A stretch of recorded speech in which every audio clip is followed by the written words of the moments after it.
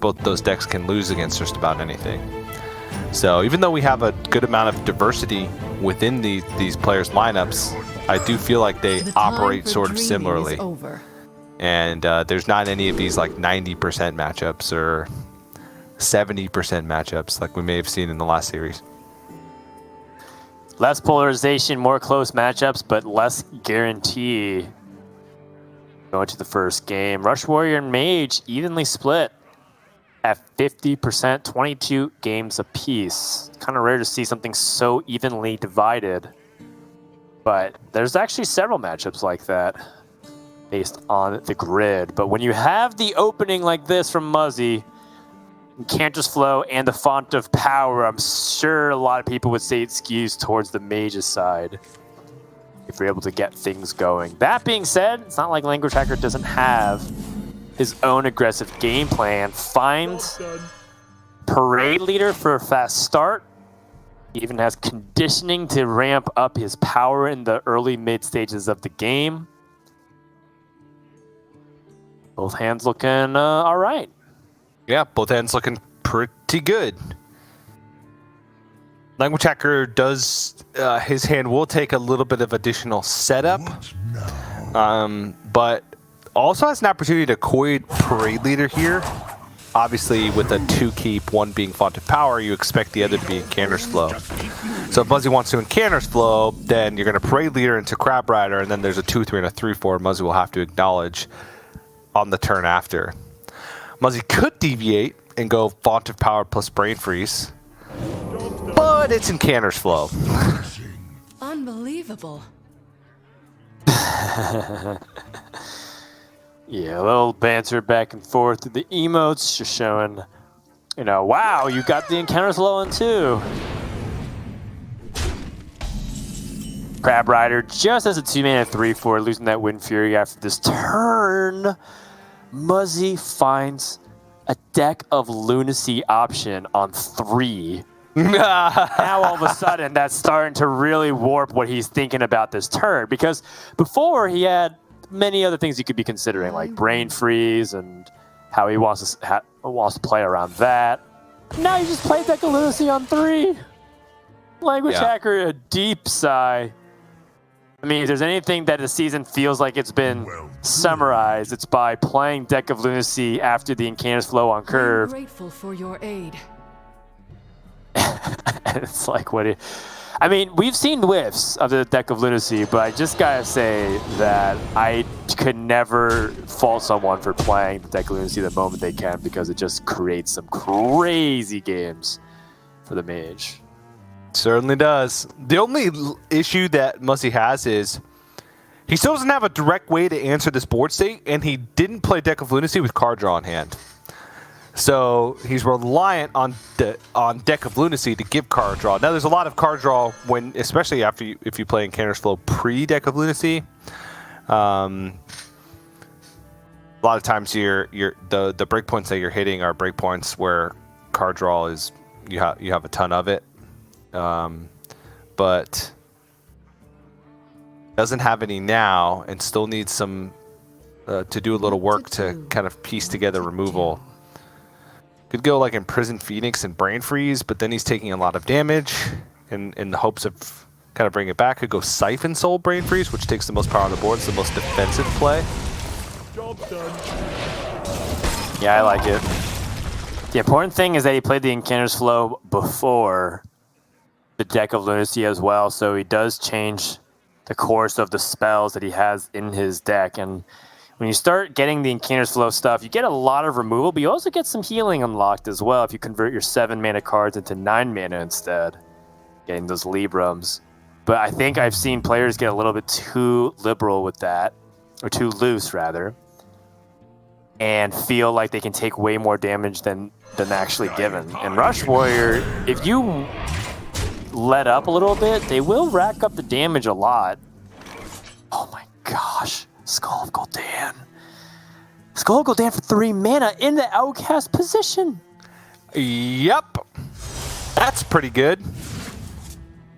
Free Consecration, free Initiation, free Fungal Fortunes. The entire deck is spells, so that's draw 3 cards for free. The only issue is that he doesn't have hand space. But he can make hand space. Yeah, he is big chillin'.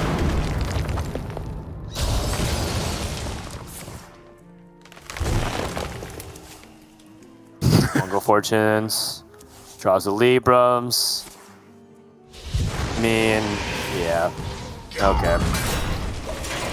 What started off looking to be like a even matchup in terms of what was the potential of each hand has all of a sudden consolidated into what looks like to be Mage having infinite resources and infinite tempo and infinite amount of pressure going the opposite direction pretty soon. Yeah. Because when you start playing things like Libram of Hope on turn 6 as a potential way to start pressuring the opponent, I mean, there's not much you can do as the Rush Warrior right back. What can you do here? You can definitely consider a conditioning. Warmwall Challenger is really great with that in particular, and you can get a big minion. Yeah. And just kind of try and set up for a big push in the mid game. The problem for lnguagehackr here is that he just doesn't know what to really play around. The only guaranteed resource that he knows Muzzy has access to is the Libram of Hope, right? At least a couple of them. In this case, 3, since Muzzy had not drawn any of his 7 cost spells, and he placed 3 of them prior to playing the deck of Lunacy.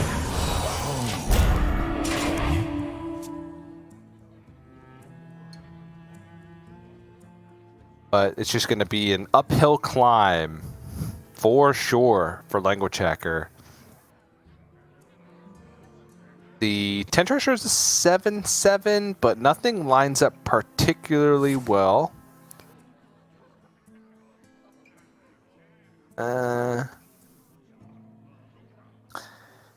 of these seem super great. I honestly, the strongest minion to answer would be the Rustied Raider, but I don't think that's enough. I think that even with the discount, it would require him to throw a lot into that doesn't feel worth. Yeah, none of these plays, like any combination, feels super impactful. Everything is just a little bit too weak, right? It's a 5/8. It's a 3/8. Well, he gets to push 3. Oof. Palm reading. Jeez.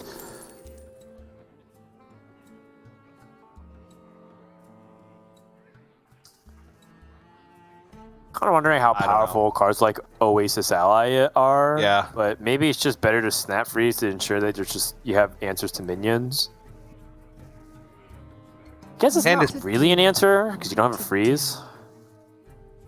Yeah, I think Oasis Ally, even Kishin, he just doesn't have ways to empty out his hand that efficiently unless he plays 3 minions this turn. So I think Oasis Ally does just make the most sense. And weapon damage plus burst, right? Alexstrasza, weapons, troublemaker, going face is the way, from Muzzy's perspective, that he loses this. So Oasis Ally could have a lot of value. Oh, another Incanter's Flow. But Ring Toss is also quite powerful.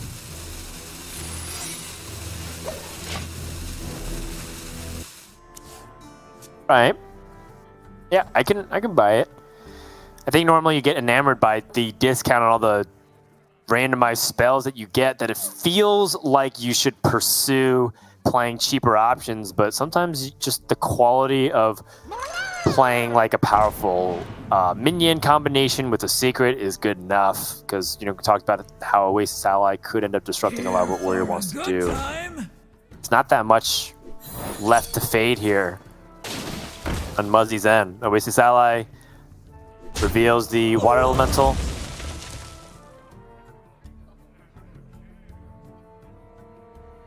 I mean, you look at lnguagehackr's perspective, his and this is it. He's got 10 Trasher as an 8/8. That's great. Got Blade Master Samuro and Stage Dive. Some solid stuff. There's just an equality on the other side. Like, he can set up the biggest board you ever dreamed of. And if Mage just has equality plus a little bit of AoE, and a Libram of Justice, holy moly. It's just not even fair, TJ. Yeah, the problem is just like actual ways to kill Language Hacker. But We're okay. We're okay. does have expendable performers, which recurring damage, right? But I guess Blade Master Samuro answers that. Muzzy has plenty of ways to get this done, though. Gonna dig with it. Then got Mordresh. Metamorphosis for additional damage. I'm surprised by his Muzzy's intent to continue to draw cards. I felt like his hand was good enough, and he could always draw cards after he secured the board state. What I don't want to do is give a lot of warrior potential to damage me. Guess in his mind, things like Equality and Libra of Justice have a lot of good impacts when your opponent's playing that Troublemaker. So he feels like he has that extra life total to play later on.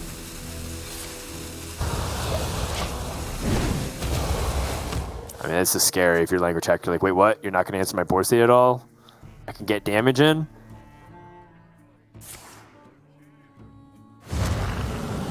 Pitch dive. Uppercut.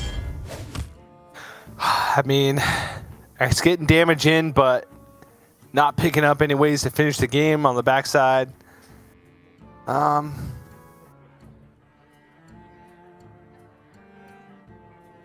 Just play it and hope it gets there. Like there's not really much to play around. Like I said, except for those Libra of Hopes.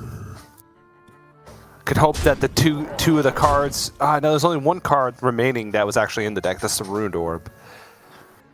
Hope that that's one of the 7 costs, like Flame Strike or Mask of Cthulhu, and then hope that this damage is actually going to stick. Just play all your minions here, except Blade Master Samuro. What now?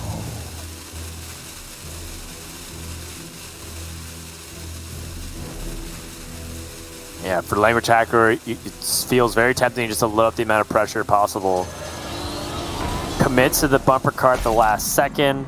I mean, that is a potential breakpoint if it ends up surviving, but we know that based off the setup from Muzzy, he was willing to take that damage to get to this point. Now he even has the ability to use Soul Mirror as well if he wants to use AoE, but I mean, he's got so many ways to pick apart this board. Expendable Performers, Equality, or Expendable Performers, Libram of Justice. Multitude of ways to go about this. He even has a Blessing of Authority that he can throw into there as well.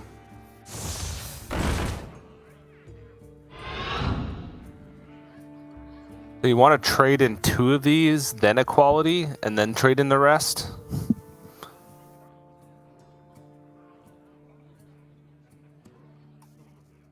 So you get all 6 back.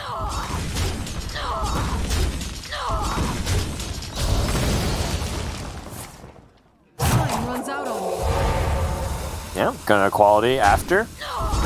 Yeah. So not exactly the trade count, but I guess he wants to play another minion alongside it. Yep. Like a Fallen Hero.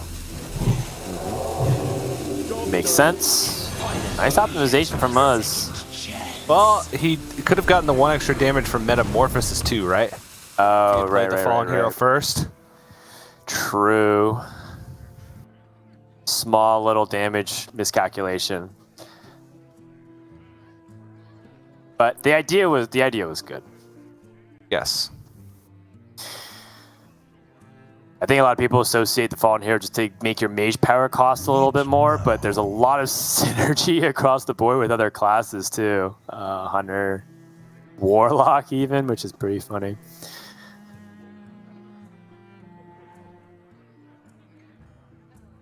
Yeah, Warlock can take more damage from life tapping. Yeah, exactly. It's just funny. Not that it's good. It's just it does have some impact on it. All right, Hacker going for the sweeps, trying to answer the board state back.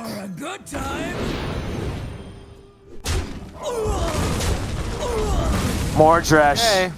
Lethal. Yep. Oh, it is lethal because he got all the go. damage from the hero power last turn. Yep, there it is. Yep. All right. Thumbs up for Muzz. That was a wacky game.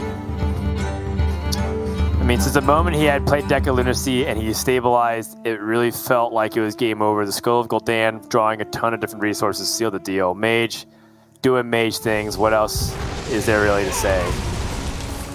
Talk a little bit about what was promising about it was that lnguagehackr actually did try to mount an aggressive game plan, but it just felt like it was completely stopped by the Deck of Lunacy. And I would even go as far as to say that if the Deck of Lunacy didn't really show up and win the game for Muzzy the way it did, that lnguagehackr actually had a really decent chance of taking this game because just the amount of stats was difficult for the mage to deal with. He had like Rune Door, as a way to deal with like these big stats that came out. If he didn't have a way to deal with the 3/8 to 5/8 to 8/8, it could have just been a Rush Warrior win. Yeah, and you get to see both sides of that matchup, right? Where sometimes you can just almost cheese wins as the mage. Fun ones are where you get to play straight up, and you have to play around like certain removal and certain burst combos later on. But Deck of Lunacy just makes that a little bit simpler. Now Muzzy's going to move on to the Secret Libram Paladin. I showed a great game, Secret Libram Paladin, yesterday versus Eddie. That essentially went all the way down to fatigue, or very close to it. And one of the few players to actually bring this version, and especially this version with Alexstrasza the Lifebinder. Normally you top out at just the Librams of Hope. So that way, you can play Talon Forging, and Talon Forging will pull Liadrin, but just completely cuts Talon Forging out of the list in order to make room for the Alexstrasza from the get-go. So very interesting version of it, and I do think that it has that X factor, right? That little bit of over-the-top burst with Alexstrasza to end those close games, to make up for Penflinger not going face anymore. Yep, that's right. I mean, that was a big core of the strategy for the Penflinger in the past, but now, as you know, Penflinger has the ability to only target minions. Let's see if it's good enough up against the Paladin. Because we do have lnguagehackr queuing in it once more and seeing if it can get that win. Rush Warrior has a lot of success versus Paladin in general. And it does feel like you can really capitalize on the fact that they're taking it a little bit slow and playing like a +1/+1 buff, and you get the rush to pick that apart. And they don't have wide sweeping AoE the way they used to. They do still have a couple of tools up their sleeve in order to deal with big boards. There's still the Libram of Justice, for example, to equip everything, or rather to change all the enemy minions to 1 health. And they can use the Penflinger. Oh, interesting. Interesting opening first day of school, TJ.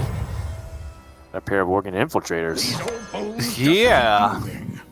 Which are interesting, right? It gets a guaranteed buff target, which you don't always have the luxury of being able to do. A lot of times Rush Warrior wants to get ahead of you and be able to rush at anything. Yep, there it is.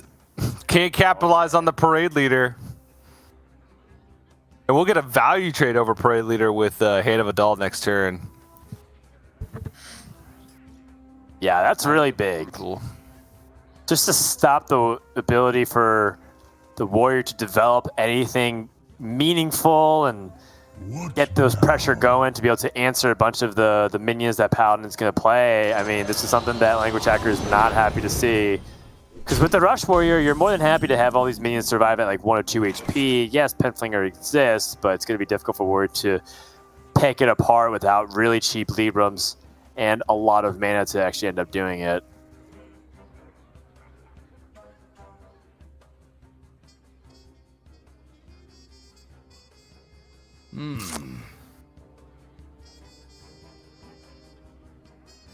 The Hand of Adal just seems like the best choice here. The question is, like, do you attack with the other 2-1? What's the play after? Do you Galloping Savior in order to set up? Okay, Libra. Wait, what? Okay. Okay, so Muzzy thinks that there's a better opportunity to use Hand of Adal to trade up on something else. Oh, or trying not to give Language Hacker any value of trading into with the bumper car. Also adding in this element of what is the secret. If it's Reckoning, that's kind of annoying for Language Hacker, right? To lose that as well. This is kind of clever, actually, the setup here from Muzzy. It's a lot of mind games going into it. I don't mind it, TJ. Yeah, I don't mind it. I just think that it's a little bit weaker considering Hand of Adal won't value trade with anything that's going to be played on 3. It does feel sometimes a little too fancy to do stuff like this because you're like, well, I'm setting up in case my opponent is expecting me to leave up a minion, so I'm trying to disrupt his turn. Sometimes you just want to play like the best possible card because you do anticipate that Hand of Adal might be a little bit harder to use. Plus, Hand of Adal is always the strongest the earlier it can be played. In the late stages of the game, giving a +2/+2 and drawing a card for 2 mana, it's all right. It's not super crazy, but in the early game, it's kind of nutty to be able to leverage your board in the way Paladin's able to capitalize by continuing to pile on stats. Yeah. So it does feel like we're missing a window of which Hand of Adal is at its best. And sometimes, as much as it's great to disrupt your opponent's plays, in Hearthstone, you're always looking to maximize the strength of your own cards and how far you can push it to the limit. This is a pretty insane curve for Language Hacker, though. Has the stage dive buff Runthak to be able to cleanly kill off this Northwatch commander. Buffing some premium cards in hand, including the second Overlord Runthak, which can be played next turn. And Warmaul Challengers, which can like bypass taunts to kill higher priority minions. And Language Hacker's fine taking this value trade because if the Dark Moon Riders go back to the hand, assuming Muzzy's not dealing with Runthak, which if he killed the bumper cards, he wouldn't be. He can go Hand of Adal, trade over Runthak, and then play Northwatch Commander again.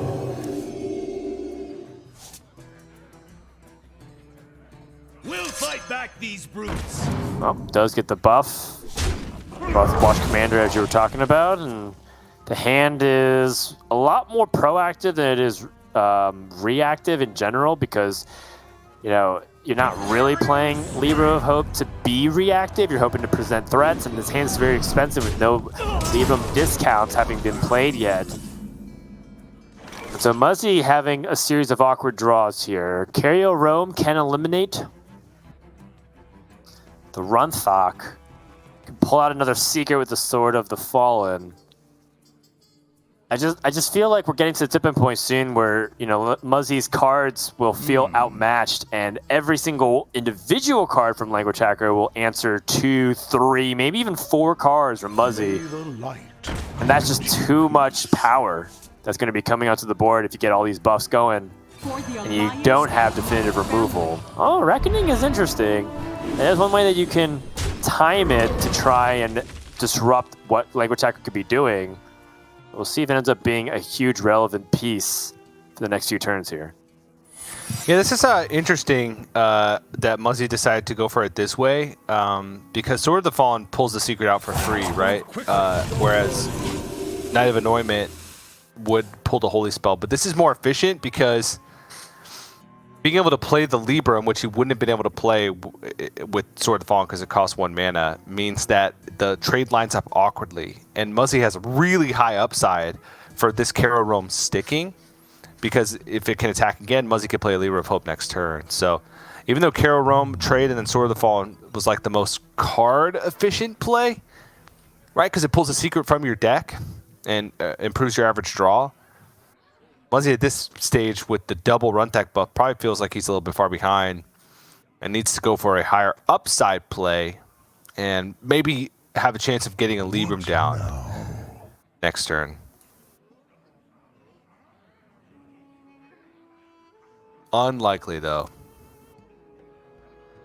It's not a situation that I think you can bank upon. Language Hacker looking at Rikara. Rikara's an excellent combo with Wormwall Challenger in particular. Finds the Reckoning, activates it. Well done.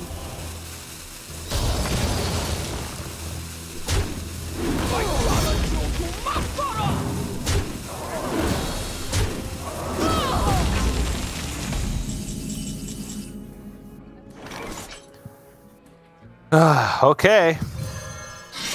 Better than nothing. At least Muzzy has a playable card. It could have been a lot worse. Oh? All right.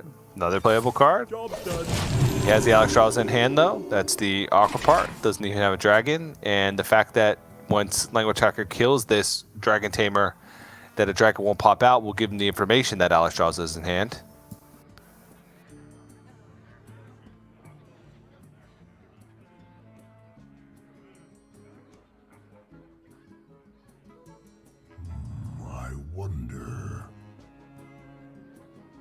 Language Hacker is just a matter of loading up as much power as possible and starting to push some damage. Yeah, the game plan from here is pretty straightforward. Yeah. Pushing down to just single digits of life here this turn if he wants to. And what feels like to be a game that Paladin has never had a chance. Language Hacker's still at 30 HP. Libramophobe.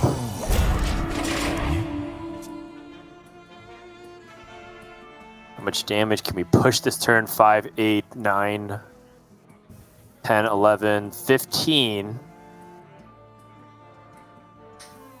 That's assuming you get past the Guardian, though. We do have the Playmaker available as well. Might just be Troublemaker. Pass. Yep. Plays around the Galloping Savior, which I think is important as well. And still puts just as much power on board. Still threatens lethal the next turn. And no matter what Muzzy does, he's dead. He draw... So can Knight of Anointment draw something? Libram of Justice? Oh man, the lack of the discounts. I mean, we've known this for a long time, ever since we saw Libram Paladin first even just be revealed. People are like, well, it kind of depends. You can get these mana-efficient plays, and then even if you get these mana-efficient plays, you have the card draw to really back it up. Or could you pick up Lady Adrin? I think that this kind of dynamic is why several players shy away from Libram or Libram Paladin in general, because it does feel like you're at the mercy of it quite often, of how these draws end up panning out. It's a very, very difficult spot to be in as Muzzy. I'm not entirely sure what you could do, to be honest.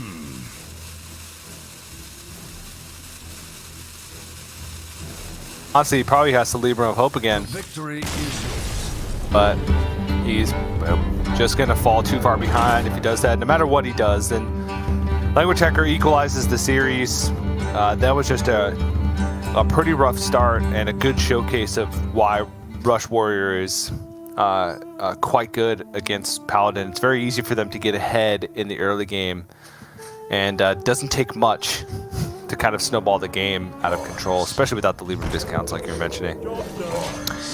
Yeah, and yet another game where it felt like it was an okay start, but then ended up going the opposite direction with just being super one-sided. Muzzy wins a very one-sided Mage game. Language Hacker wins a very one-sided Warrior game.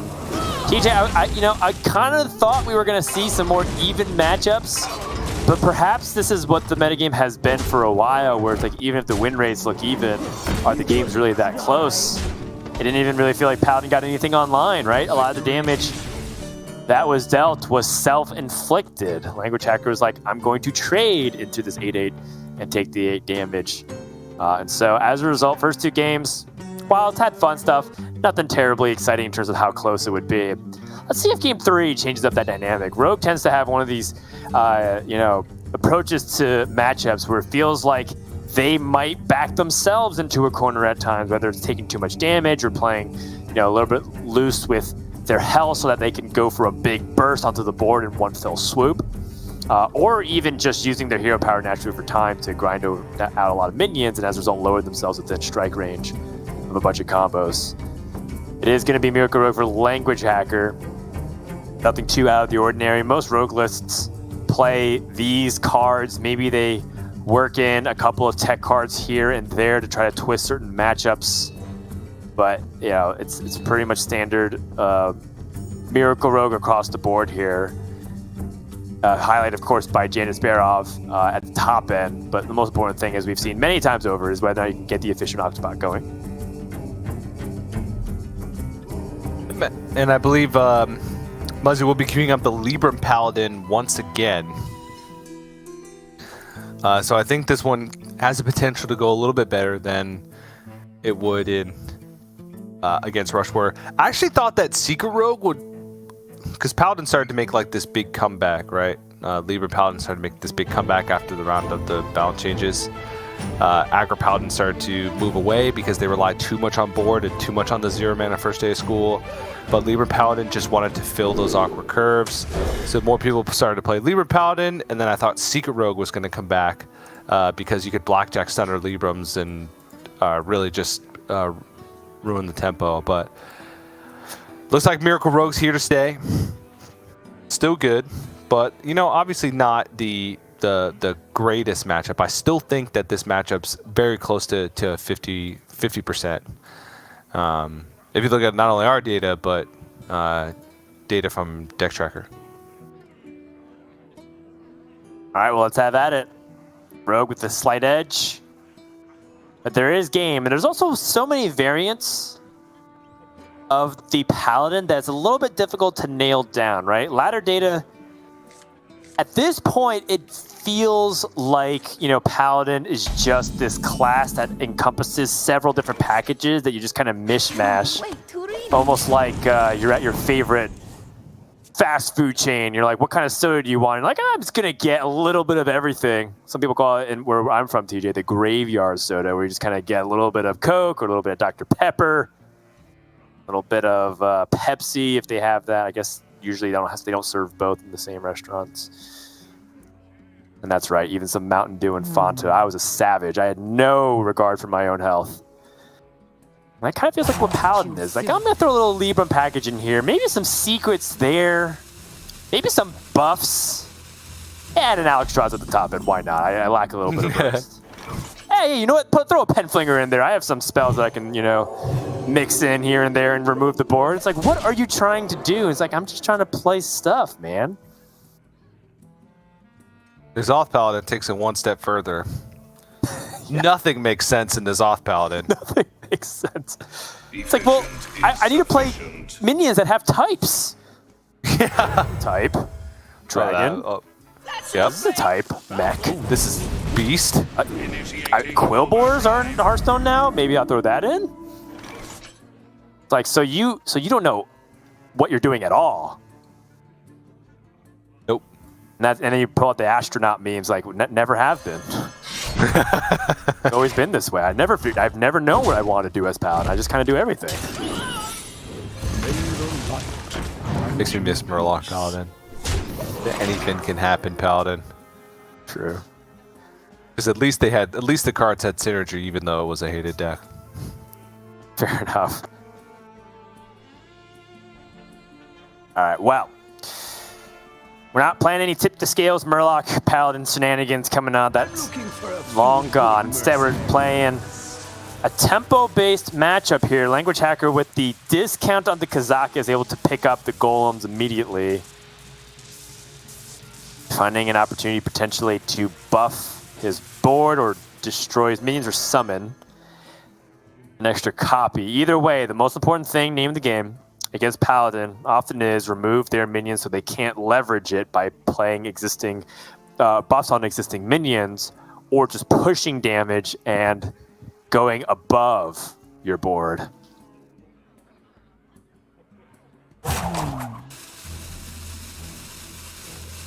Yeah, chip damage is also important though, just to try and force them to play Librams a little bit earlier if you can get them to down to certain breakpoints. But controlling the board is just incredibly important because it'll get out of control very quickly. Okay, first day of school. Broomstick is good. Cogmaster is not good. And playing the Zoth Paladin, you got mech synergy. Boom. Yeah. It's not that great, but you know, honestly, the animated Broomstick already makes up for it in my book. It's a matchup where it kind of doesn't matter what one drops you get. You just kind of throw it out onto the board at one point and try to answer Rogue's board state. And that Broomstick just ties it all together. It kind of like, these could all just be generic 2/2s or 1/2s or 2/1s. That'd still be okay. Broomstick's just that good. Yeah. Jay, I said it yesterday, and I wonder about your thoughts here as the Broomstick does come out to answer this board state, which makes sense from Muzzy's side because you want to make sure that Rogue can't capitalize off their Golem. Is Broomstick quite possibly the best one-mana minion ever printed? That or Prize Hearthstone? Plunder. Yeah, but I mean, Prize Plunder, and there's been some really good ones, right? You're talking about like you're starting to enter the conversation of pre-nerf Undertaker, like Yorkshire Cleric. But Broomstick is certainly up there in power level. It's absurd the amount of things that you can do with it because it kind of cheats a lot of the fundamental rules of Hearthstone, which is you play a minion, you're not supposed to be able to attack. And if you do, or if you are supposed to be able to attack, it's a trade-off of some sort, whether it's stats or effect or it takes a long time to get online. Yeah, there's not many decks that you can make worse by putting in an animated Broomstick. Right. Except for Spell Mage. Yeah, fair enough. But putting in any minion makes the deck worse. Dual Paladin. Yeah, or Dual Paladin. But even then, right? If you don't draw the duels and you draw your minions first, the Broomstick gives you a way to actually utilize them. Right. Yeah, it's a good backup plan. So it's not even like a automatic downside.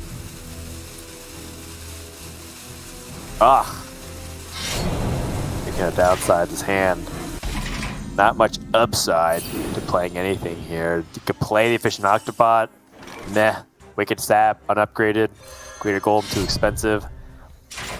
This is an opportunity for Paladin that Muzzy perhaps is waiting for. Capitalization on slow startup with the Rogue, despite having a very quick Octobot start. Furious Felfin. I mean, he has swung with his hero, so it does activate its ability to gain that rush. Yeah, that's a value trade available.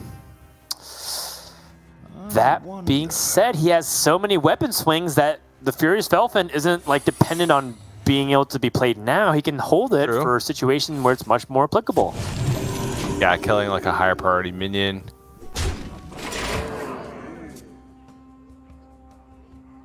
Okay.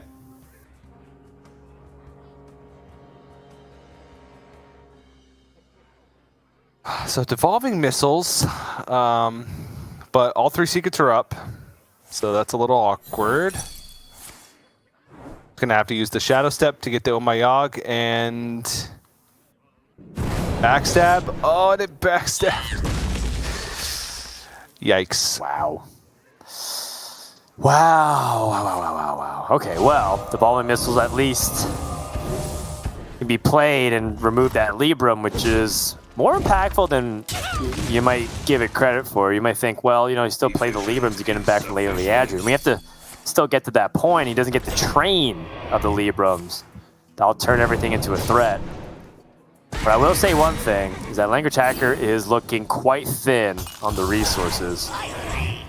is going to be another incredibly one-sided game. Is that just going to be our entire day today? Is just players trade one-sided games back and forth?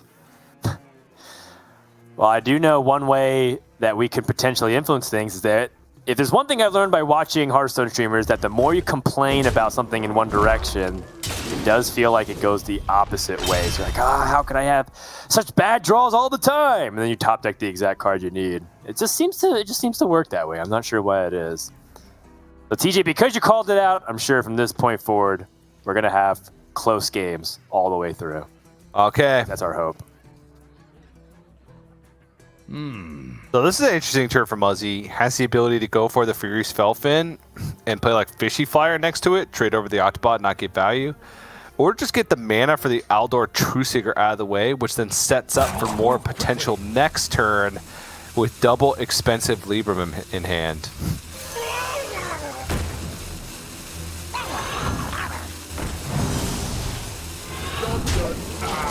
This is Both Murlocs kill your Octobot. Don't worry.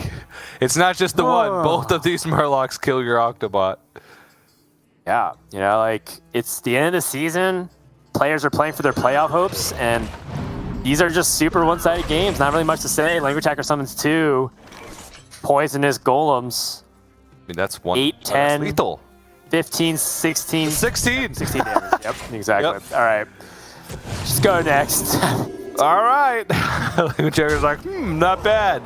That was a game of Hearthstone for sure. Okay.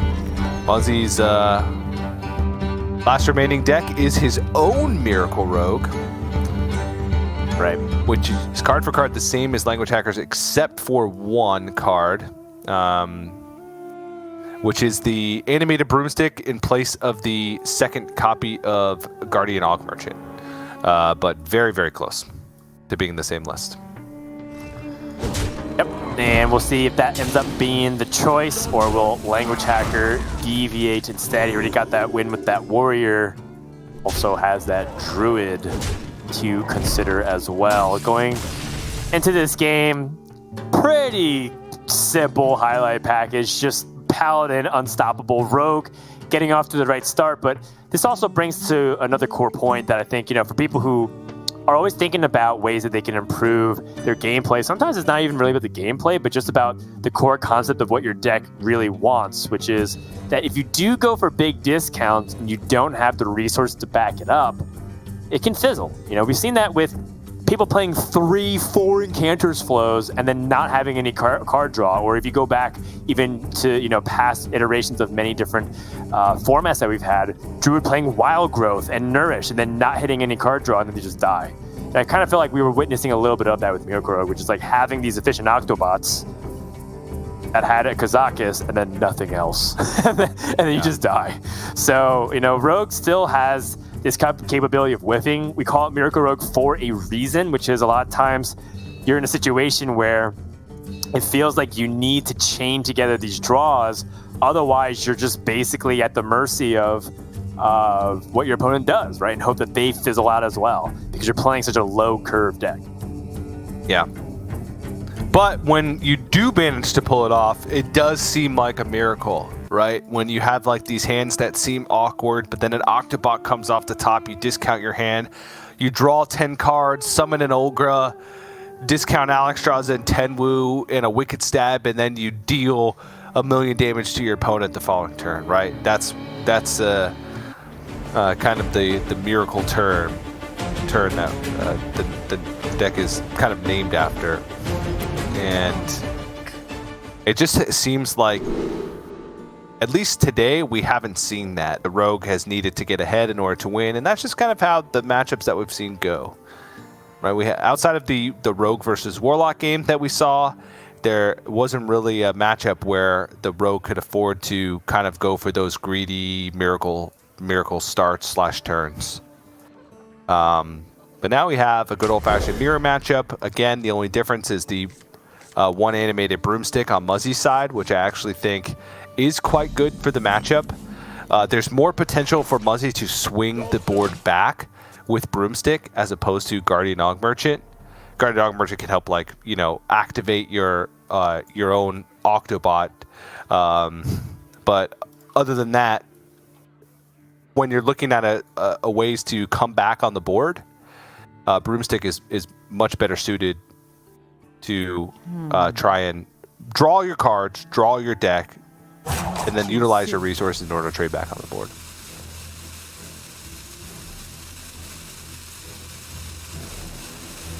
Turn 1 already a situation where Language Hacker doesn't have much to go off of, so passing it back to Muzzy. I think you summarized it very well, and we'll see whether or not we can have this Rogue Mirror develop in that same manner. Language Hacker on turn 2 finds Prize Plunderer. What levers can we turn here? We have a coin. That allows us to play Mancrack? Yeah. Is there any way that we can piece together a Prize Plunderer? You could Prize Plunderer, Shadow Step. Nope, I can't find it. I can't find it, TJ. Is this just? It looks like a dagger pass for me. The more I kind of rack my brain about it, and you can see Language Hacker come to what seems like a similar conclusion, just shaking the head, recognizing that this could be his playoff hopes riding on this game, and likely is at this point. Yeah, I like the fact that he attacks the Octobot to not give more discounts over. It is a 4-card discount, which obviously, given how powerful Octobot can be with larger hands later in the game, it's not the worst thing in the world, but he's just worried about falling too far behind in tempo. Upset for Language Hacker, at least before he saw this Kazakis, he had a great way to come back on the board. He had Kazakis, which he could get a defensive Golem.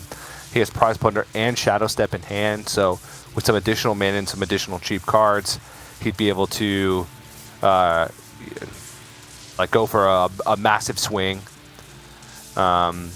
Just now he's worried about, okay, what are these kind of cards? Am I going to fall too far behind? Seems like it.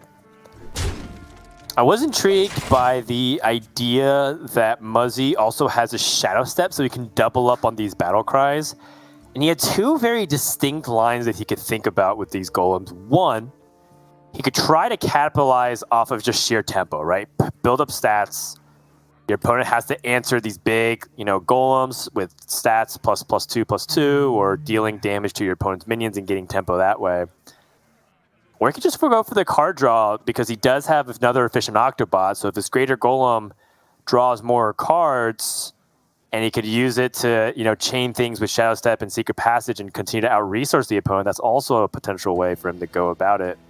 I think that when you're considering from the position that Muzzy's in, seeing Language Hacker take such a slow start, you do want to capitalize on the weaknesses of Rogue, because one of the things that does limit them is their ability. They tend to have a lot of the responses available to them. They just are limited by mana. So the sooner you can get the pressure going and limit what they can be doing, the better.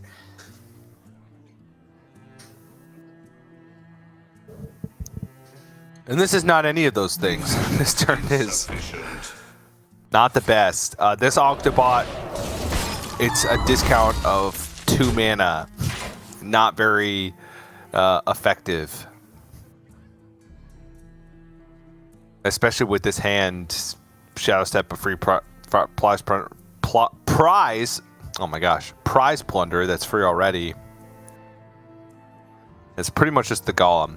Free Secret Passage does have a lot of value, right? You can go for power turns a lot sooner. You can play Secret Passage on 6, still hit Jandis. Makes sense.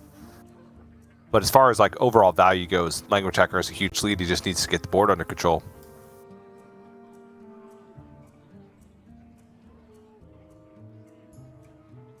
So many options. Language Hacker actually has a decent amount of plays available to him this turn. Could go for the Prize Plunderer. He is going to continue. He is going to link that together. Shadow Step, full commitment. It says, hey, if you're trying to set something up, I'm going to do my best to shut it down. But what he restricts is flexibility moving forward. His hand remaining is pretty much just play a minion. And he does have the ability to use the 1-mana Kazakus Golem on the following turn. Greater Golem draws 2 cards from Muzzy. Can use the Prize Plunderer, even has a Shadow Step available to wipe out 2 minions and answer right back. And if your opponent's trying to go for maximum tempo, I'm always tempted to answer right back. Another Shadow Step appears in the hand for the Language Hacker. Yeah, none of these minions have like super high value. I guess, yeah, you can go for 1 mana, go for buff, and then Shadow Step it and go again. That seems like the best choice. But then if he does that and he whiffs on the Golem, he would pretty much have to Shadow Step the Kazakus in order to have any value in his hand whatsoever. So he did pick 1. So he got to give your minions a +1/+1. So go with that and then Shadow Step, and then maybe that gets there. But he's all in. He'd be all in, essentially. Yeah, I feel like Language Hacker was originally looking for Poisonous as a way to interact with it, but this is a really nice application of it. And we talk about driving tempo. He's pieced together a very intimidating board. Is Muzzy all of a sudden lost control of this matchup? It feels like he has. He doesn't have huge board impacting cards outside the Prize Plunderer. Picks up the 2nd Shadow Step. Okay, so Wicked Stab, Prize Plunderers, Shadow Step. Surely there's a way to piece together the board wipe that he's looking for. Value trade this, Shadow Step it, and play it again for 3 mana to draw cards. And that gives more cards in the pool. And then it can go...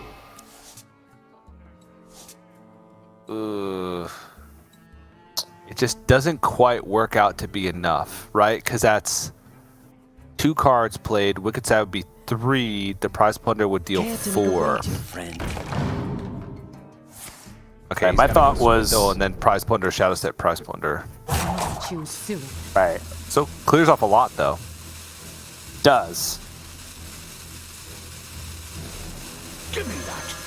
Love what Prize Plunderer comes down, shoots for 4.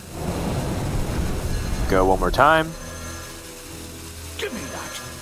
Love what I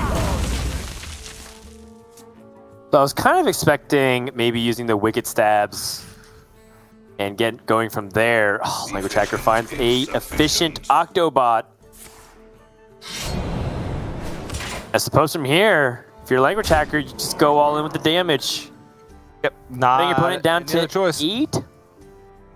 Yep, but still 2 more turns until Alex Straza. And he knows he's going to be able to dagger up over the next few turns, so there's merit to throwing this 1/1 into the Prize Plunderer. Is it 2 turns away, though? Because there's a 5/5 on the other side that can guarantee that the Octobot doesn't get the discount.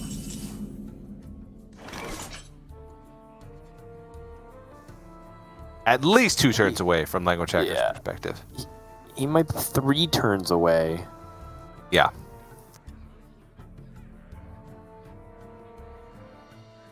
I'm wondering if there's a way for Muzzy to capitalize off that efficient Octobot, but I think greed here isn't really what he needs. I think stabilization is more important. Especially if you've been watching that Language Hacker from the left side of his hand has been holding 1 card and hasn't been playing it, despite floating mana. I think if I'm Muzzy, I'm very tempted to assume that that's Alex Straza and think that I only have 2 to 3 turns to do this.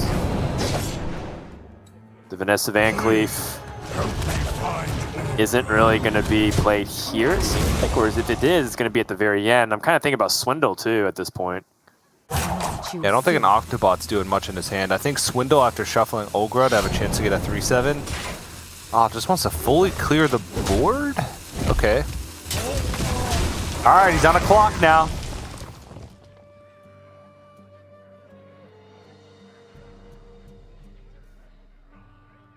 What does Swindle potentially get here for Language Hacker? That could be really powerful. Secret Passage. Okay, Secret Passage. have 4 mana remaining. Swindle could also just draw Olgra. And then could draw another card, so could get Olgra into a minion. Okay, there's Secret Passage. Just looking for any playable cards. Last played card for Muzzy was Mancrick.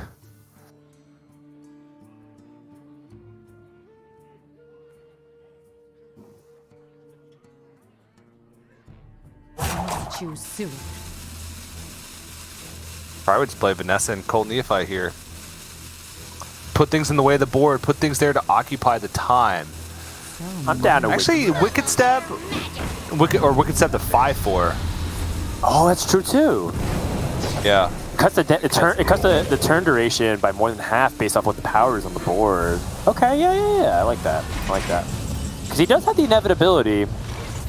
Oh, but what if Muzzy gets so far ahead of board and he Alex Strazes himself? But then you lose anyways, because then you're getting pressured and you're 4 damage to the face. Yeah. The only way the 4 damage to face would make sense if Language Hacker draws additional damage, which I don't think. Well, one is even if he hasn't, that gets unlikely, and he's in a situation where he doesn't get to do that. So he's just going to play to the immediate out that he has. And then Muzzy has Vanessa to get a Wicked Stab for himself. Going to start off with it because it's a combo enabler. Instead, go for the Swindle. Okay. That's Olgra's Mancrit's wife. A lot of pressure. On Thief. Evocation. Hurry. Choose soon. Oh, I think I'm looking for damage. He knows that he needs to end the game on his next turn. So any additional damage that he could find is worthwhile. Okay, it's fair. Probably has a hard read that Alex has the last card with Language Hacker digging so aggressively with Swindle. Oh my. Okay, Brain Freeze, is stall. Yeah. Saves 3 life. Every little bit helps.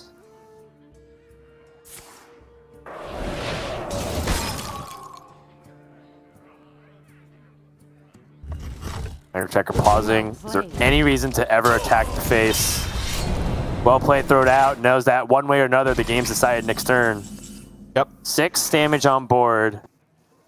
No Alex Straza in the hand from Muzzy's perspective.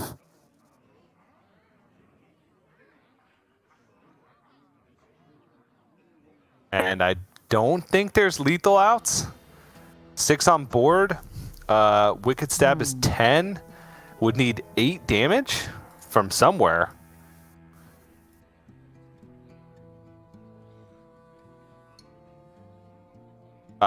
Evocation into Mask of Cthulhu is not lethal.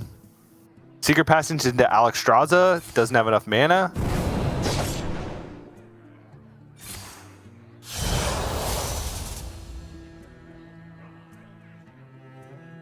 Fireball Rune Orb, not enough mana. Rune Orb into... Choose soon. Increase the cost of stuff.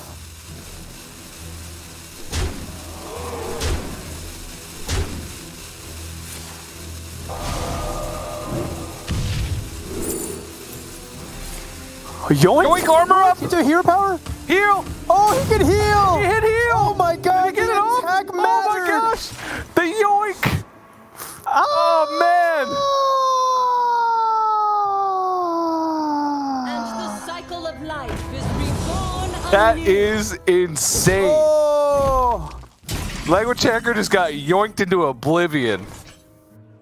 Oh yeah, Muzzy just said, hey, I'll take those playoff chances and yoink them right out of your hands. Alex draws Secret Passage.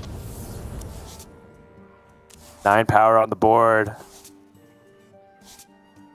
Could go Jandis, trade, and a broom. Able to push the rest of the damage to face. Yeah. The broom is so nasty here. Even the tech card coming in clutch. And a situation where Language Hacker recognizes it was a potential way for him to win. And it's just frustrating to feel like it slipped. It was yoinked right between his fingertips. And there's no draw that can save him here. Language Hacker is done. Muzzy's going to win 3-1. And what should have been what looked like the 5-game series. We finally got a close one, TJ. Muzzy takes it 3-1 and advances to his first finals of the season up against Luna Love, which is only appropriate as she is very much the final boss of Americas at the moment. Yeah, it definitely feels that way. And pretty insane series. Language Hacker, you know, even though his run ends here, not going to be seeing Language Hacker in playoffs. He gave us some really fun moments throughout this season. Obviously, some of them were at his expense, right? Especially those first couple weeks he brought Warlock. It felt like he was just getting the worst end of all of the randomness that you could possibly get in those first couple weeks that he brought Warlock. And then he got some help in later weeks. But, you know, what goes around comes around.